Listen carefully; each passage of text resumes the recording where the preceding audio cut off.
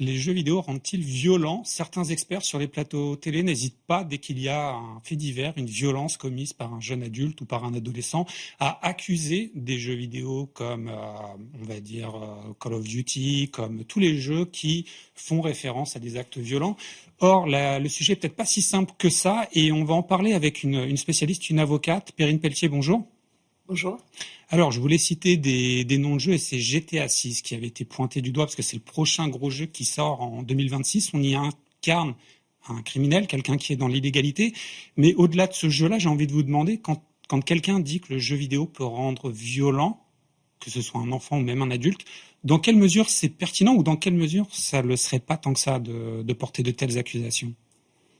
Bien, je comprends que la question puisse se poser, elle est légitime.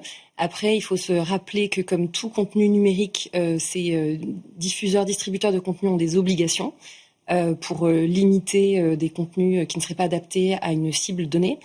Et bien entendu, quand on dit une cible donnée, on pense aux mineurs. Ces mineurs, ils sont sous la responsabilité de leurs parents. Donc, il y a la responsabilité du côté des producteurs, des éditeurs, diffuseurs, et puis il y a évidemment la responsabilité du côté des parents. La responsabilité de l'éditeur, c'est quoi? C'est de mettre le bon logo PEGI, par exemple, sur la jaquette pour qu'on sache à qui s'adresse le jeu. Alors en matière de jeux vidéo, effectivement, cette classification des jeux permet de manière assez visuelle et quasi ludique, y compris pour les jeunes du coup, de pouvoir se référer à des petits logos pour comprendre la nature pour du la contenu. tranche d'âge et le niveau de violence qui est Exactement. représenté. Selon le contenu et selon l'âge. Il y a cette double classification. C'est une classification européenne, donc elle a le mérite d'être assez harmonisée. Et puis, bien entendu, il y a l'obligation aussi d'indiquer des contenus qui ne seraient pas adaptés aux mineurs, donc avec vraiment cette distinction propre à la majorité numérique. Légal.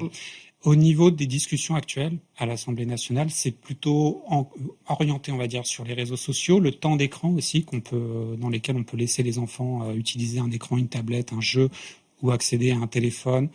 Le jeu vidéo, dans ces discussions-là, quelle place il occupe et est-ce que c'est une place suffisamment importante selon vous actuellement?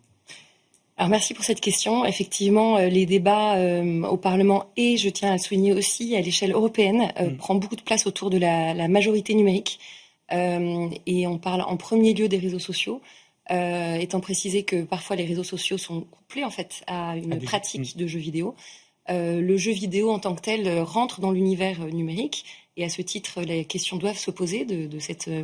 c'est intéressant en tout cas de se poser la question de cette majorité de mettre le jeu vidéo numérique. déjà dans ces débats-là.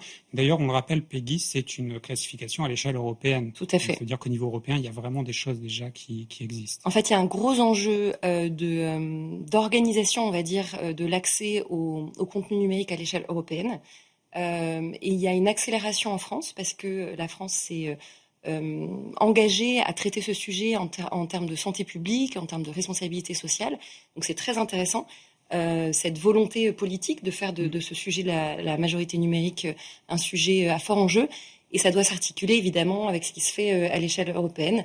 On a beaucoup de réglementations en ce moment à l'échelle européenne. Vous avez sans doute entendu parler des DMA, des SA. On a aussi une réglementation sur l'IA qui est susceptible qui pose de sacrés enjeux en termes de création de contenu qu'on ne contrôle pas forcément quand on est le créateur du jeu, par exemple, grâce à l'IA ou à cause de l'IA générative. En fait, vous mettez le doigt sur l'IA générative notamment, qui est cette technologie hyper poussée qui permet de générer des contenus à la fois très très créatifs. Donc c'est dans le secteur du jeu vidéo, évidemment, ça prend beaucoup d'ampleur. Ça peut être aussi améliorer l'expérience du joueur grâce à cette plus de richesse de dialogue, de situation. Exactement. Et par contre, ça peut créer aussi des mécanismes d'addiction au jeu. Je crois que ça s'appelle les dark patterns, c'est ça, où le joueur, en fait, il est ancré dans un mécanisme où il sort plus de son jeu. De son jeu.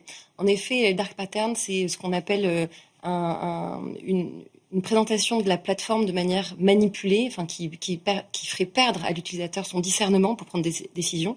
Ça peut être soit pour l'engager à acheter, plus qu'il ne le ferait dans un cadre plus serein. Des goodies, des avantages dans le jeu. Les chronos aussi, ou la répétition de l'offre. Là, on provoque le fear of missing out, en fait. C'est très clairement, il faut jouer à ce moment-là, sinon tu perds le bénéfice. Ça, c'est un des aspects typiques. Et donc ça, c'est à la fois une technique commerciale, comme on connaît les soldes, etc., mais elle est toujours très finement articulée avec ce qui serait déloyal et ce qui est donc interdit par la loi, que ce soit sur le plan de donc des pratiques déloyales interdites, mais aussi à l'échelle européenne, on réglemente, le DSA réglemente ça. Il y a également des dispositions dans le DMA.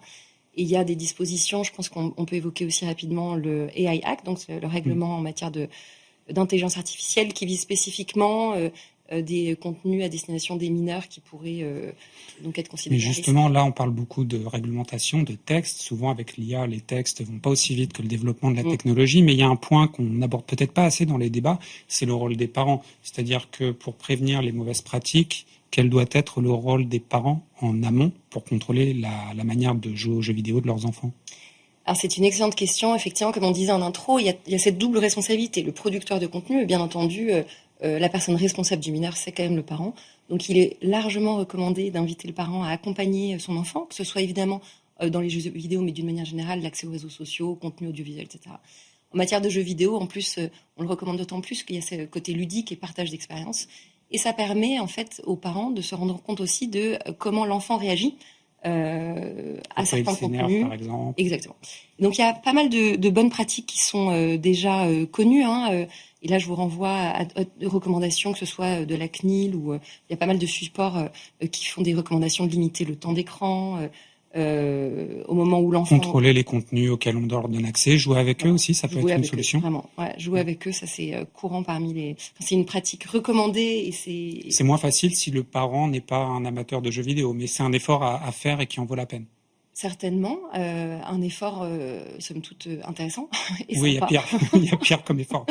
Ouais. Merci beaucoup Perrine Pelletier pour cet éclairage et je pense qu'on reviendra sur ce sujet de l'éducation aux jeux vidéo, peut-être sous forme de débat parce qu'il y a énormément à dire. On continue PlaySmart, on va accueillir un grand dirigeant, Alexandre de Rochefort, c'est le CEO de Gameloft. Il va inaugurer la nouvelle séquence The Boss.